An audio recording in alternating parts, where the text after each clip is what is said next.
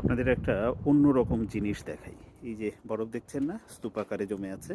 এটা কোনো ব্যাপার না, খুব স্বাভাবিক বিষয়। কিন্তু এই বরফেরই একটা ভয়ঙ্কর দিক আছে, সেটা হচ্ছে এটাকে বলে ব্ল্যাক আইস।